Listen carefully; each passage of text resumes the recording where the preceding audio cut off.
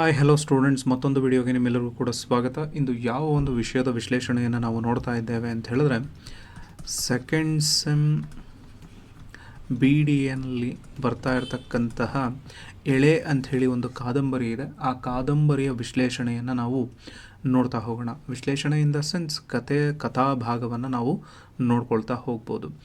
ಎಳೆ ಅಂತ ಹೇಳಿದ್ರೆ ಒಂದು ಪ್ರಕಾರವಾಗಿ ನೂಲು ಅಂತಲೂ ಕೂಡ ಕರಿತೀವಿ. ಇನ್ನೊಂದು ಅರ್ಥದಲ್ಲಿ ಅಂತ ಹೇಳಿದ್ರೆ ಆ ಪ್ರೇಮ ಅಥವಾ ಪ್ರೀತಿ, ಆ ಬೆಸಿತಕ್ಕಂತಹ ಒಂದು ಸಂದರ್ಭ, ಅದು ಮಧ್ಯದ್ದು ಅಂತ ಏನು ಕರಿತೀವಲ್ಲ ಅದನ್ನು ಕೂಡ ಎಳೆ ಅಂತ ಹೇಳಿ ಕರಿತೀವಿ. ಇನ್ನೊಂದು ಕಡೆ ಈ ಬಟ್ಟೆಯನ್ನು ನೇಯ್ತಕ್ಕಂತಹ ಒಂದು ಸಮಾಜ ಇದೆಯಲ್ಲ, ಅದನ್ನೂ ಒಳಗೊಂಡಂತೆ ಎಳೆ ಅಂಥೇಳಿ ಕರಿತಾ ಹೋಗ್ತಾರೆ. ಅಂದರೆ ಟೋಟಲಿ ಎಳೆ ಅಂತ ಹೇಳಿದ್ರೆ ಒಂದು ಸಂಬಂಧವನ್ನು ಬೆಸಿತಕ್ಕಂತಹ ರೀತಿಯಲ್ಲಿ ನಾವು ನೋಡೋದಕ್ಕೆ ಸಾಧ್ಯ ಆಗ್ತಾ ಹೋಗುತ್ತೆ. ಹಾಗಾದರೆ ಈ ಒಂದು ಕಾದಂಬರಿಯಲ್ಲಿ ನಾವು ನೋಡಬೇಕಾಗಿರ್ತಕ್ಕಂತಹ ಮುಖ್ಯವಾಗಿರ್ತಕ್ಕಂತಹ ಪಾತ್ರಗಳು ಯಾವ್ದ್ಯಾವುದು ಅಂತ ಹೇಳಿದ್ರೆ, ಒಂದು ಕಡೆ 2 ಕುಟುಂಬಗಳು 3 ಕುಟುಂಬಗಳು ಬರ್ತಾ ಹೋಗ್ತವೆ. ಅದರಲ್ಲಿ ಮುಖ್ಯವಾಗಿ 2 ಕುಟುಂಬಗಳು. ಮೊದಲನೇ ಕುಟುಂಬ ಯಾವುದು ಅಂತ ಹೇಳಿದ್ರೆ ಒಂದು ಚೌಡಪ್ಪ, ಆಮೇಲೆ ಪುಟ್ಟಮ್ಮ. ಇವರಿಬ್ಬರಿಗೆ 2 ಮಕ್ಕಳು. ಒಬ್ಬ ರಂಗದಾಸ, ಆಮೇಲೆ ಮಹಾಲಕ್ಷ್ಮಿ ಅಂಥೇಳಿ. ಇದು ಒಂದು ಕುಟುಂಬ. ಈ ರಂಗದಾಸ ಈ ಒಂದು ಕಾದಂಬರಿಯ ನಾಯಕ ಅಂತಲೂ ಕೂಡ ನಾವು ಕರಿತಾ ಹೋಗ್ಬೋದು. ಎರಡನೇ ಒಂದು ಕುಟುಂಬ ಯಾವುದು ಅಂತ ಹೇಳಿದ್ರೆ ಉಗ್ರಪ್ಪ, ಹೆಂಡತಿ ಸೂರಮ್ಮ. ಇವರಿಗೆ 3 ಜನ ಮಕ್ಕಳು, 3 ಅಲ್ಲ 4 ಜನ ಮಕ್ಕಳು. ನಂಜುಂಡ,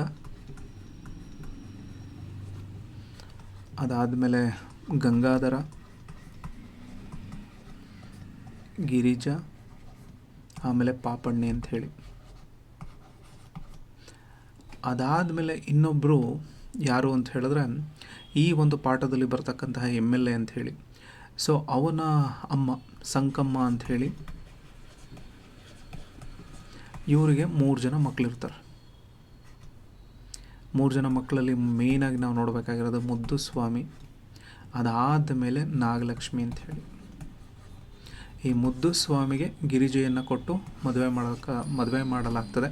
ಆದರೆ ಈ ಒಂದು ಕಾದಂಬರಿಯ ಒಳಗಡೆ ಮುಖ್ಯವಾಗಿ ನಾಯಕ ಮತ್ತು ನಾಯಕಿ ಅಂತ ಹೇಳಿದ್ರೆ ನಾವು ಯಾರನ್ನು ತಗೋಬೋದು ಅಂತ ಹೇಳಿದ್ರೆ ಗಿರಿಜಾ ಮತ್ತು ರಂಗದಾಸನನ್ನು ತೆಗೆದುಕೊಳ್ತಾ ಹೋಗ್ಬೋದು. ಈ ಒಂದು ಕಾದಂಬರಿಯ ಒಳಗಡೆ ಬರ್ತಕ್ಕಂತಹ ಪಾತ್ರಗಳು ಇವು. ಈ ಪಾತ್ರಗಳನ್ನು ಇವಾಗ ನಾವು ನೋಡಿದಾಗಿದೆ. ಹಾಗಾದರೆ ಒಟ್ಟು ಈ ಒಂದು ಕಾದಂಬರಿಯ ಒಳಗಡೆ 18 ಚಾಪ್ಟರ್ಸ್ ಅಥವಾ 18 ಭಾಗಗಳು ಬರ್ತಾ ಹೋಗ್ತವೆ. ಎಷ್ಟು ಭಾಗಗಳಾಗುತ್ತೋ ಅಷ್ಟು ಭಾಗಗಳ ವಿವರಣೆಯನ್ನು ಅಥವಾ ಕಥೆಯನ್ನು ನಾವು ನೋಡ್ತಾ ಹೋಗೋಣ. ಹಾಗಾದರೆ ಕಥೆಯನ್ನು ಶುರು ಮಾಡ್ತಾ ಹೋಗೋಣ.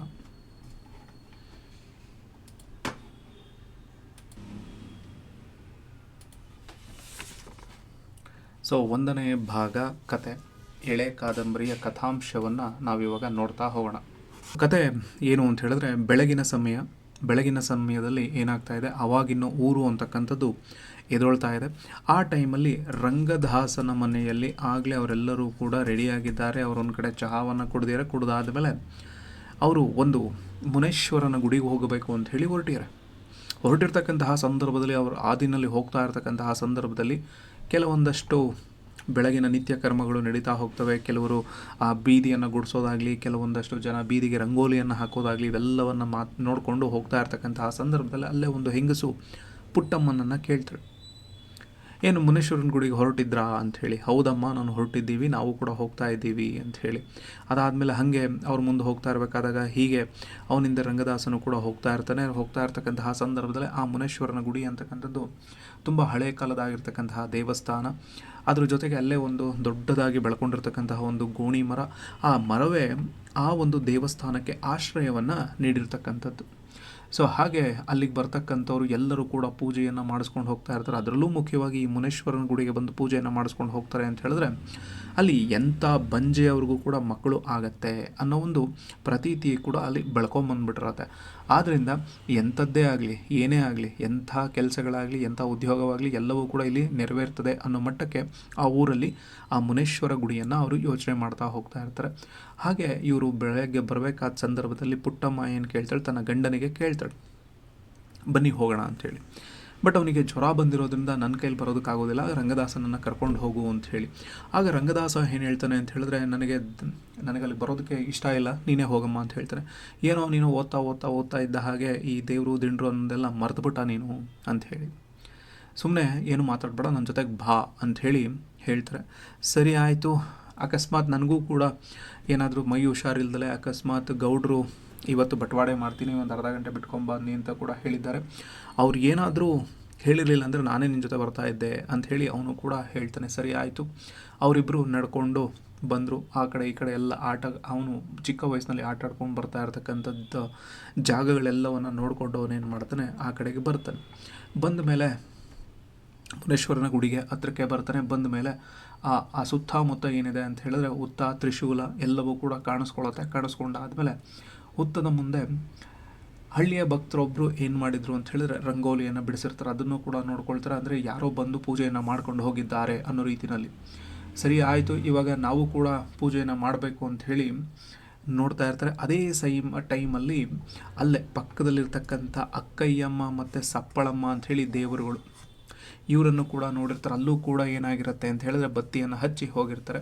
ಸರಿ ಬೇಗ ಬಾ, ನಾವು ಪೂಜೆ ಮಾಡ್ಕೊಂಡು ಬೇಗ ಹೋಗ್ಬಿಡೋಣ ಅಂಥೇಳಿ ತಾಯಿ ರಂಗದಾಸನಿಗೆ ಹೇಳ್ತಾನೆ. ಹಾಗೆ ಅವರಿಬ್ಬರು ಬೇಗ ಪೂಜೆಯನ್ನು ಮಾಡಿಕೊಂಡು ಆಗ್ತಾ ಇರೋ ಸಂದರ್ಭದಲ್ಲೇ ಆದರೆ ಹೂಗಳನ್ನೆಲ್ಲ ಇಟ್ಟು ಕಾಯಿನೆಲ್ಲ ಹೊಡ್ಕೊಂಡು ಇನ್ನೇನು ಹೊರಡಬೇಕು. ಸರಿ, ಅಲ್ಲೇ ನೋಡ್ತಾರೆ ಮರ ತುಂಬ ದೊಡ್ಡದಾಗಿ ಬೆಳ್ಕೊಂಡಿರೋದ್ರಿಂದ ಅದರ ಹಣ್ಣುಗಳು ಕೂಡ ಕಾಣ್ತವೆ, ಇದು ತುಂಬ ತಿನ್ನೋದಕ್ಕೆ ತುಂಬ ಚೆನ್ನಾಗಿರ್ತವೆ ಅಂಥೇಳಿ ಅವರ ತಾಯಿ ಹೇಳ್ತಾಳೆ. ಹಾಗಾದರೆ ನೀನು ತಿಂದಿದ್ದೀನಮ್ಮ ಅಂತ ಕೇಳ್ತಾನೆ. ಹೌದಪ್ಪ, ಆ ಚಿಕ್ಕ ವಯಸ್ಸಲ್ಲಿ ನಾನು ತಿಂದಿದ್ದೇನೆ. ಅದು ಅಲ್ಲದೆ ಕೆಲವು ಈ ಹುತ್ತದಲ್ಲಿ ಹಾವು ಕೂಡ ಇರ್ತದಂತೆ, ನೀವೇನಾದ್ರು ನೋಡಿದ್ರಾ ಅಂತ ಹೇಳಿದರೆ, ಪುಣ್ಯವಂತರಿಗೆ ಮಾತ್ರ ಕಣಪ್ಪ ಅದು ಕಾಣೋದು ಅಂಥೇಳಿ ಮಾತಾಡ್ತಾ ಇರೋ ಟೈಮಲ್ಲೇ ಆ ಕಡೆಯಿಂದ ಒಂದು ಜಟ್ಕಾ ಗಾಡಿ ಬರುತ್ತೆ. ಆ ಜಟ್ಕಾ ಗಾಡಿಯಿಂದ ಒಬ್ಬ ಇಳಿತಾನೆ. ಇಳಿದ ತಕ್ಷಣ ಗಂಗಾಧರ ಇಳಿತಾನೆ. ಅವನನ್ನು ರಂಗದಾಸ ನೋಡ್ಬಿಟ್ಟು ಏನೋ ಗಂಗಾಧರ ಅಂಥೇಳಿ ಕೂಗ್ತಾನೆ. ನೀನೇನೋ ಆಶ್ಚರ್ಯ, ನೀನಿಲ್ಲಿ ಬಂದ್ಬಿಟ್ಟಿದ್ಯಲ್ಲೋ ಅಂಥೇಳಿ ಅವರಿಬ್ಬರು ನೋಡ್ತಾರೆ. ಅದಾದಮೇಲೆ ಆ ಒಂದು ಇದ್ರ ಮೂಲಕವಾಗಿ ಅಂದರೆ ಕುದುರೆ ಗಾಡಿಯ ಮೂಲಕವಾಗಿ ಗಿರಿಜಾ ಅದಾದಮೇಲೆ ಸೂರಮ್ಮನೂ ಕೂಡ ಇಳಿತಾರೆ. ಅವರು ಕೂಡ ಪೂಜೆಗೆ ಬಂದಿರ್ತಾರೆ. ಸರಿ ಆಯಿತು. ಜಟ್ಕಾ ಸಾಬಿ ಅಲ್ಲಿಗೆ ಬಂದು ಆ ಕುದುರೆಯ ಮುಂಭಾಗವನ್ನು ಎಳೆದು ನಿಲ್ಲಿಸಿದ ತಕ್ಷಣ ಅಷ್ಟೊತ್ತಿಗಾಗಲೇ ಗಿರಿಜಾ ಕೆಳಗೆ ಇಳಿತಾಳೆ. ಸೊ ಅದಾದಮೇಲೆ ಇವನು ಗಂಗಾಧರನು ಇಳಿದಿರ್ತಾನಲ್ವ, ಅದಾಯಿತು. ಸರಿ, ಈ ಸ್ವಲ್ಪ ದಪ್ಪವಾಗಿರೋದ್ರಿಂದ ಅವಳಿಗೆ ಇಳಿಯೋದಕ್ಕೆ ಕಷ್ಟ ಆಗ್ತಾ ಇರುತ್ತೆ, ಯಾರಿಗೆ, ಸೂರಮ್ಮನಿಗೆ. ಸರಿ ಆಯಿತು, ನಾವೇನಾದರೂ ಅಂದರೆ ಹಿಡಿದು ನಿಮ್ಮನ್ನು ಇಳಿಸ್ಬೇಕಾ ಅಂತ ಹೇಳಿದ್ಮೇಲೆ ಏನಿಲ್ಲ ಪರವಾಗಿಲ್ಲ ಹಿಡಿತೀವಿ ಅಂತ ಹೇಳಿಬಿಟ್ಟು ಗಂಗಾಧರ ಮತ್ತು ಗಿರಿಜಾ ಇಬ್ಬರು ಕೂಡ ಆದಷ್ಟು ಅವರನ್ನು ನೋಡ್ಕೊಂಡು ಇಳಿಸ್ತಾರೆ. ಅದಾದಮೇಲೆ ಅವರು ಕೂಡ ತುಂಬ ಚೆನ್ನಾಗಿರ್ತಕ್ಕಂತಹ ಬಟ್ಟೆಗಳನ್ನು ಹಾಕ್ಕೊಂಡು ಬಂದಿರ್ತಾರೆ. ಆ ಬಟ್ಟೆಗಳನ್ನು ನೋಡ್ತಾ ಇದ್ರೆ ತುಂಬ ಚೆಂದ ಅಲಂಕಾರಗಳನ್ನು ಕೂಡ ಅವರು ಮಾಡಿಕೊಂಡು ಬಂದಿರ್ತಾರೆ. ಬಂದಿದ್ದಾಗ ನೋಡಿ ಗಂಗಾಧರನಿಗೊಂದು ರೀತಿ ಖುಷಿಯಾಗುತ್ತೆ ಮತ್ತು ಆಶ್ಚರ್ಯನೂ ಆಗುತ್ತೆ. ಅದಾದಮೇಲೆ ಅವನು ಹತ್ರಕ್ಕೆ ಬಂದಿದ್ದಾನಲ್ವ ರಂಗ ಅಂತ ಹೇಳ್ಬಿಟ್ಟು ಅವನನ್ನು ಕೇಳ್ತಾ, ನಿಮ್ಮಮ್ಮ ಬಂದಿದ್ದಾಳೇನೋ ಅಂಥೇಳಿ. ಹೌದು ಬಂದಿದ್ದಾಳೆ, ನಮ್ಮಮ್ಮನೂ ಕೂಡ ಬಂದಿದ್ದಾಳೆ ಅಂತ ಹೇಳ್ಬಿಟ್ಟು. ಸರಿ ಆಯಿತು, ಅವ್ರದ್ದೆಲ್ಲರದ್ದು ಪೂಜೆ ಆಗೋಗಿದೆ, ಈಗ ನಾವು ಪೂಜೆನ ಮಾಡೋಣ ಬಾ ಅಂತ ಹೇಳ್ಬಿಟ್ಟು ಮುಂದಕ್ಕೆ ಕರ್ಕೊಂಡು ಹೋಗ್ತಾರೆ. ಸೊ ಅವರು ಕೂಡ ಆ ಮುನೇಶ್ವರನ ದೇವರಿಗೆ ಹೂಗಳನ್ನು ಹಾಕಿ ಕಾಯಿ ಬಾಳೆಹಣ್ಣೆಲ್ಲವನ್ನು ಹೊಡೆದು ಆ ಪೂಜೆಯನ್ನು ಮಾಡಿಕೊಂಡು ಕುಂಕುಮ ಅರಿಶಿನ ಎಲ್ಲವನ್ನು ಹಾಕಿ ಸರಿ ಆಯಿತು ಈ ಕಡೆ ಬರ್ತಾರೆ. ಬಂದಾದಮೇಲೆ ರಂಗದಾಸ ಒಂದು ಮಾತನ್ನು ಕೇಳ್ತಾನೆ. ಏನು ಅಂದರೆ ಮುನೇಶ್ವರ ಗುಡಿಗೆ ಹೋಗಿದ್ದಾರಲ್ವ ಅಲ್ಲೇ, ಅದಕ್ಕೋಸ್ಕರ ಈ ಮುನೇಶ್ವರ ಅಂತ ಹೇಳಿದ್ರೆ ಹಾವು ಅಂತ ಅನ್ನಿಸ್ಕೊಳ್ಳೋದಿಲ್ಲ ಕಣೋ ಅಂಥೇಳಿ ಅವನು ಹೇಳ್ತಾನೆ. ಅದ್ರ ಬದಲು ಏನೇ ಇರ್ಬೋದು ಅಂತ ಹೇಳಿದ್ರೆ ಈಶ್ವರನೇನೋ ಇರ್ಬೋದು. ಅಂದರೆ ಈಶ್ವರನನ್ನು ನಾವು ಮುನಿ ಅಂತ ಯಾಕೆ ಕರಿತೀವಿ, ತಪಸ್ ಮಾಡಿದ್ನ ಅನ್ನೋ ಪ್ರಶ್ನೆ ಎಲ್ಲವೂ ಕೂಡ ಬೇರೆ ಬೇರೆ ರೀತಿಯಾಗಿರ್ತಕ್ಕಂತಹ ಪ್ರಶ್ನೆಗಳು ಅವನ ಹತ್ರ ಬರ್ತಾ ಇರುತ್ತೆ. ಅದಕ್ಕೆ ಅವನು ಹೇಳ್ತಾನೆ. ಸೊ ಅವಾಗ ಗಂಗಾಧರ ಹೇಳ್ತಾನೆ, ನೋಡಪ್ಪ ನೀನು ಎಲ್ಲಿಗೆ ಹೋದರೂ ಈ ರೀತಿಯಾಗಿರ್ತಕ್ಕಂತಹ ಪ್ರಶ್ನೆಗಳನ್ನೇ ನೀನು ಕೇಳ್ತಾ ಹೋಗ್ತಿರ್ತಾ, ಅದು ಎಲ್ಲಿಂದ ಹುಟ್ಟುತ್ತೋ ಈ ಕ್ವಶನ್ಗಳೆಲ್ಲವೂ ಕೂಡ ನಿನಗೆ ಅಂಥೇಳಿ ಅವನು ಕೇಳ್ತಾನೆ.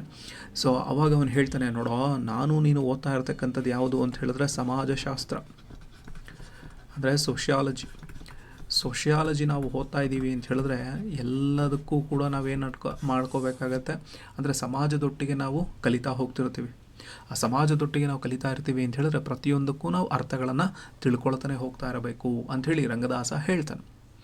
ಸರಿ ಆಯಿತು, ಅದೆಲ್ಲ ಪೂಜೆ ಎಲ್ಲ ಆದಮೇಲೆ ಅವರು ಬಂದಲ್ಲಿ ಕೂತ್ಕೊಳ್ಬೇಕು ಅಂಥೇಳಿ ಕೂತ್ಕೊಳ್ತಾರೆ.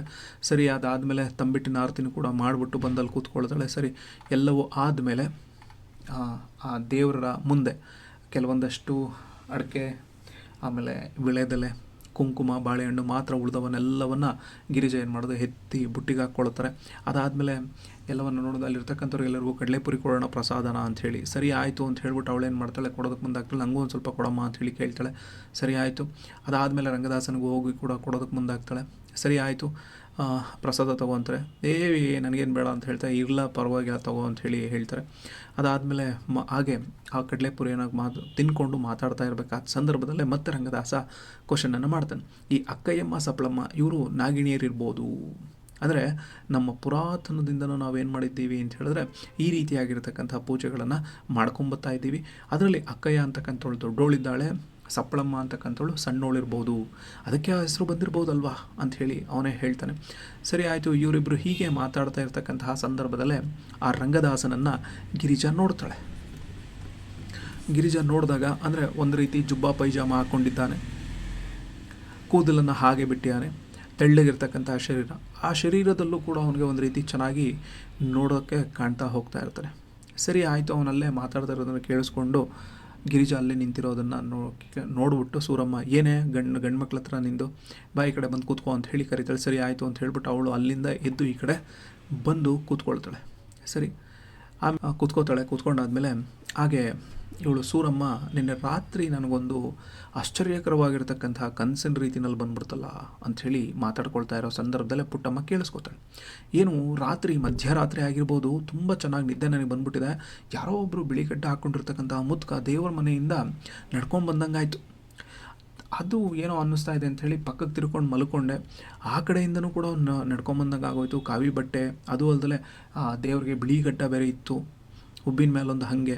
ಸೊ ಇವೆಲ್ಲ ಹಾಕೊಂಡು ಬಂದಮೇಲೆ ಆ ದೇವರು ನೋಡ್ತಾ ಮಂದಹಾಸವನ್ನು ಮಾಡ್ತಾನೆ. ಮಂದಹಾಸ ನೋಡಿದ್ಮೇಲೆ ಹಾಗೆ ಮಾಯ ಆಗೋದ.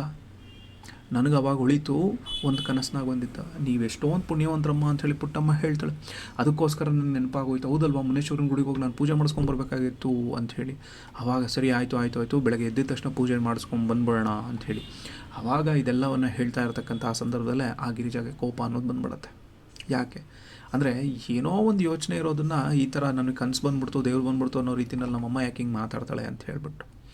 ಸರಿ ಆಯಿತು, ಎಲ್ಲ ತಿಂದಿದ್ದೆಲ್ಲ ಆಯಿತು. ಅದಾದಮೇಲೆ ಇವಳು ಸೂರಮ್ಮ ಏನು ಮಾಡ್ತಾಳೆ, ನಡಿ ಮನೆ ಕಡೆಗೆ ಹೋಗೋಣ ಅಂಥೇಳಿ ಹೇಳ್ತಾ ಇರಬೇಕಾದಾಗ ಆ ಕಡೆಯಿಂದ ಒಂದಷ್ಟು ಜನ ಆ ಮುನೇಶ್ವರನ ಗುಡಿ ಹತ್ರಕ್ಕೆ ಬಂದು ಪೂಜೆ ಮಾಡ್ಕೊಂಡು ಹೋಗಬೇಕು ಅಂಥೇಳಿ ಜನ ಬರ್ತಾ ಇರ್ತಾರೆ.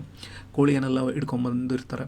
ಆ ಟೈಮಲ್ಲಿ ಸೂರಮ್ಮನ ನೋಡ್ಬಿಟ್ಟು ಹಂಗಿಂದ ಮುಂದೆ ಹೋಗ್ಬೇಡ, ಹಿಂಗಿಂದ ಹೋಗೋಣ ಅಂತ ಹೇಳ್ಬಿಟ್ಟು ಆ ಜನ ಏನು ಮಾಡ್ತಾರೆ, ಹಂಗಿಂದ ಬರೋದಕ್ಕೆ ಹೋಗ್ತಾರೆ. ಸರಿ ಆಯಿತು ಅಂಥೇಳಿ ಅಲ್ಲಿಂದ ಎದ್ದು ಹೊರಡಬೇಕಾದಾಗ ಸರಿ ಆಯಿತು, ಸೂರಮ್ಮನ ಗಂಗಾಧರ ಗಿರಿಜಾ ಕರ್ಕೊಂಬಂದು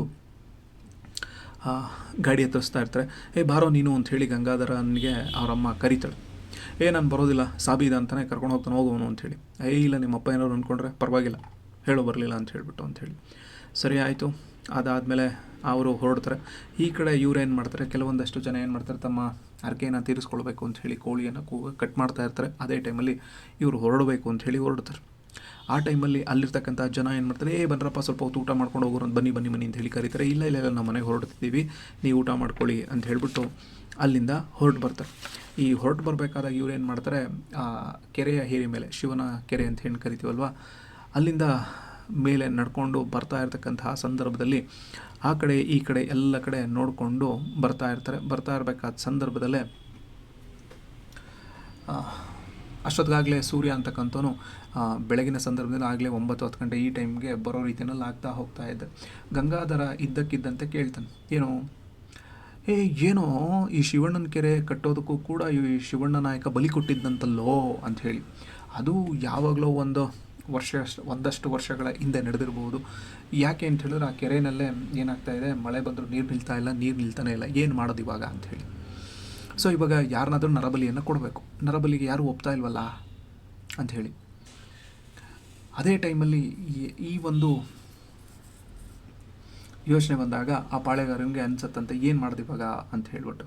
ಹಾಗೆ ಅಲ್ಲಿ ಕಾವಲುಗಾರರು ಅಂಥೇಳಿ ಅಪ್ಪ ಮಗ ಇಬ್ಬರು ಇರ್ತಾರೆ, ನಾವು ಯಾರಿಗೂ ಕಾಣಬಾರ್ದು ಅಂತ ಹೇಳ್ಬಿಟ್ಟು ಇದ್ರೂ ಕೂಡ ಅವರಿಬ್ಬರನ್ನ ತೆಗೆದುಕೊಂಬಂದು ಅವರ ತಲೆಯನ್ನು ಕಡಿಯೋದ್ರ ಮೂಲಕವಾಗಿ ಬಲಿಯನ್ನು ಕೊಟ್ಟರು. ಅದಾದಮೇಲೆ ನೀರು ಅನ್ನೋದು ನಿಂತ್ಕೊಳ್ತಾ ಹೋಯ್ತಂತೆ. ಹೀಗೆ ಬಲಿ ವಿಚಾರವಾಗಿ ಅವರು ಮಾತಾಡ್ಕೊಳ್ತಾ ಹೋಗ್ತಾ ಇರಬೇಕಾದಾಗ ನಮ್ಮೂರಿನ ಕೆರೆನೂ ಕೂಡ ಈ ರೀತಿ ಬಲಿಯ ಮೂಲಕವಾಗಿ ಆಗಿರೋದಲ್ವಾ ಅಂಥೇಳಿ ಮಾತಾಡ್ತಾ ಹೋಗ್ತಾ ಇರ್ತಾರೆ.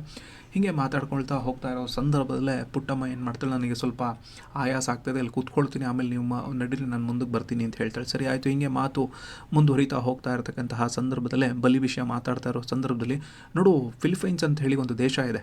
ಅಲ್ಲಿ ಮನುಷ್ಯನ ತಲೆನೇ ಬೇಟೆಯಾಡ್ತಕ್ಕಂಥ ಜನರಿದ್ರಂತೆ. ಆ ಕೊಯ್ಲಿನ ಕಾಲ ಒಬ್ಬೊಬ್ಬ ಮನುಷ್ಯನ ಬಲಿ ಕಾಣಿಕೆ ಕೊಡ್ತಿದ್ರಂತೆ. ಅಂದರೆ ಆ ಭೂಮಿಗೆ ಫಲವತ್ತತೆ ಬರಬೇಕು, ಎಲ್ಲವೂ ಬರಬೇಕು ಅಂತ ಹೇಳಿದ್ರೆ ಅಲ್ಲಿರ್ತಕ್ಕಂಥ ಮನುಷ್ಯರು ಒಬ್ಬೊಬ್ಬರ ತಲೆಯನ್ನು ಅವರು ಬಲಿಯಾಗಿ ಕೊಡ್ತಾ ಇದ್ರಂತೆ. ಕೆಲವು ಸಂದರ್ಭದಲ್ಲಿ ಅವರು ಈ ಬೇಟೆಗಾರರು ಊರಿನ ಹೊರಗಡೆ ಕಾಡುಗಳಲ್ಲಿ ಅಡ್ಕೊಂಡು ಕೂತ್ಕೊಳ್ತಿದ್ರಂತೆ. ಯಾರಾದರೂ ಅಪರಿಚಿತರು ಅಲ್ಲಿಗೆ ಬಂದರೆ, ಆ ಆದಿಯಾಗಿ ಬಂದರೆ ಅವ್ರ ಮೇಲೆ ಬಿದ್ದು ಅವ್ರ ಕತ್ತನ್ನು ಕತ್ತರಿಸ್ತಿದ್ರಂತೆ.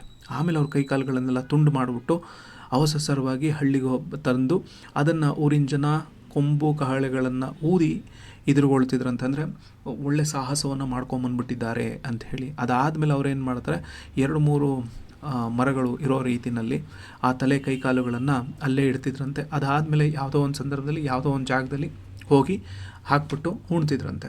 ಅದಾದಮೇಲೆ ಅಲ್ಲಿರ್ತಕ್ಕಂಥ ಜನ ಎಲ್ಲರೂ ಕೂಡ ನೃತ್ಯ ಮಾಡಿಕೊಂಡು ತುಂಬ ಎಂಜಾಯನ್ನು ಮಾಡ್ತಾಯಿದ್ರಂತೆ. ಇದೆಲ್ಲವನ್ನು ಕೇಳಿದ್ಮೇಲೆ ಸರಿ ಆಯಿತು, ಈ ಆದಿವಾಸಿಗಳು ಸಾವಿರಾರು ವರ್ಷಗಳ ಹಿಂದೆ ಇರತಕ್ಕಂಥ ಆದಿವಾಸಿಗಳು ಮೊನ್ನೆ ನಮ್ಮ ಶಿವಣ್ಣ ನಾಯಕನು ಕೂಡ ಮನುಷ್ಯನ ತಲೆ ಕಟ್ಸಿದ್ರು. ಇವರೆಲ್ಲರೂ ಅನಾಗರಿಕರು ಅಂಥೇಳಿ ನಾವು ಹೇಳೋಕ್ಕಾಗತ್ತಾ? ಅವರು ಕೂಡ ನಾಗರಿಕರ ಅಲ್ವಾ ಅನ್ನೋ ರೀತಿಯಲ್ಲೂ ಮಾತಾಡೋಕ್ಕಾಗತ್ತಾ?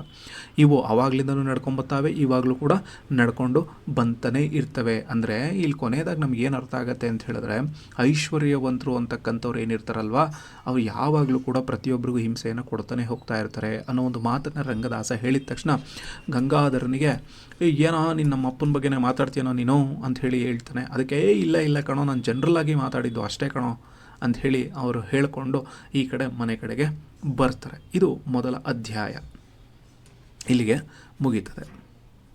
Thank you.